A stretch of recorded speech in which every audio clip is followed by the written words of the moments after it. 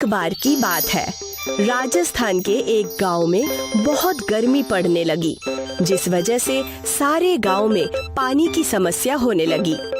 अब गांव के लोगों के पास खाना बनाने के लिए और पीने के लिए पानी बिल्कुल भी नहीं था। इस गांव के लोग पानी लेने के लिए दूसरे गांव में जाने लगे, पर गर्मी की वजह से उस गांव में भी पानी की कमी पड़ गई और वहां का पानी भी सूख गया। चारों तरफ पानी की त्राही त्राही हो गई। लगता है इस बार गर्मी से मर ही जाएंगे। सचमुच इस भयानक गर्मी ने तो जीना मुश्किल कर दिया है। लोग बोलते हैं जल ही जीवन है, पर जब जल ही नहीं रहेगा तो जीवन भी खत्म हो जाएगा। बहन, मैं तो बहुत परेशान हो गया हूँ। घर में पीने के लिए एक गिलास पानी तक नहीं है। समझ में नहीं आ रहा क्या करूँ। हमारे घर का भी यही हाल है। परिवार में 5 लोग हैं और सिर्फ एक मटका पानी बचा हुआ है। आदमी अपने घर जाता है और घड़े में हाथ डालता है तो देखता है घड़ा बिल्कुल सूखा पड़ा है। ये घड़ा भी खाली हो गया। अब तो प्यास से मरना ही पड़ेगा। हे भगवान, अब तो आप ही बचा सकते हो। तभी इस आदमी की गाय आवाज करने लगती है। गाय के रम्हाने की आवाज सुनकर आदमी गौशाला की तरफ आता है। ओह, लगता है गाय को भूख लगी है। वो एक गठरी सूखा चारा गाय को देता है और वापस अपने घर आ जाता है, पर कुछ ही देर में गाय फिर से रम्हाने लगती है। अरे, अभी तो चारा डाला था, फिर भी आवाज कर रही है। वो गाय के पास जाता है और देखता है कि गाय ने वो चारा नहीं खाया है। लगता है गाय को हरा चारा चाहिए, इसे सूखा चारा पसंद नहीं आ रहा। वो आदमी हरा चारा लाता है और गाय को देता है, पर चारा देने के बाद जैसे ही वो घर जाने के लिए मुड़ता, गाय फिर से रम्हाने लगती है। आदमी को कुछ भी समझ नहीं आ रहा कि गाय चारा देने के बाद भी आवाज क्यों कर रही है। वो गाय के पास आता है और देखता है कि गाय का गला सूखा हुआ है और वो जोर जोर से सांसें ले रही है।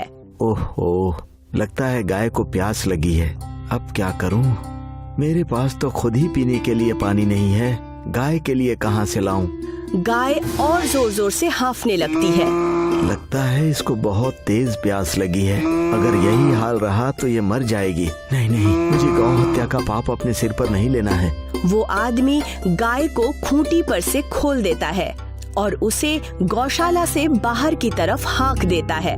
गाय को सचमुच पानी की प्यास लगी है, इसीलिए खूंटे से छूटते ही वो नदी की तरफ दौड़ पड़ती है। पर जैसे ही गाय नदी के पास पहुंचती है तो वो देखती है कि नदी पूरी तरह सूख चुकी है। यहाँ तक भागते भागते गाय का गला बहुत सूख चुका है और वो प्यास के कारण नीचे गिर जाती है और जोर जोर से हांफने लगती है।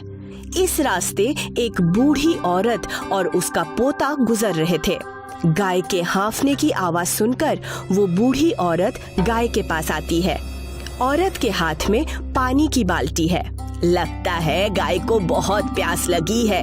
अगर इसको जल्दी से पानी नहीं पिलाया तो ये मर जाएगी। दादी, हमारे पास तो सिर्फ एक ही बाल्टी पानी है।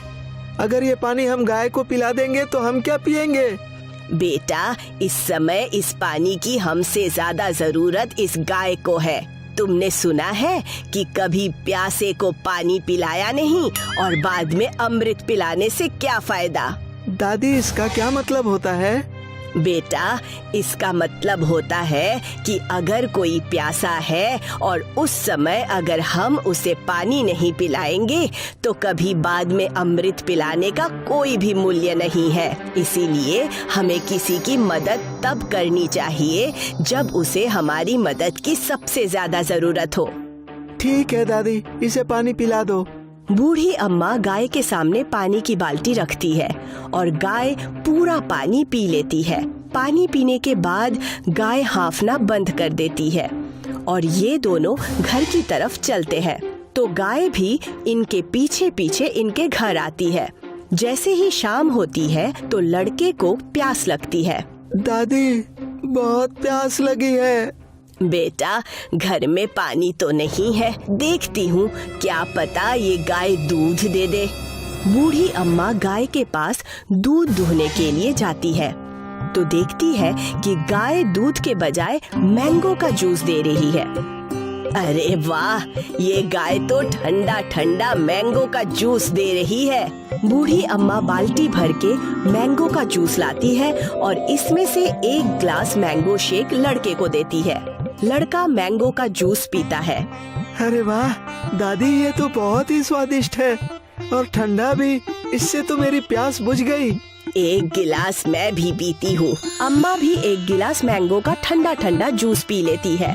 अरे वाह, ये तो सचमुच बहुत स्वादिष्ट है। तभी बूढ़ी औरत के घर वो आदमी आता है जिसने गाय को घर से निकाल दिया था।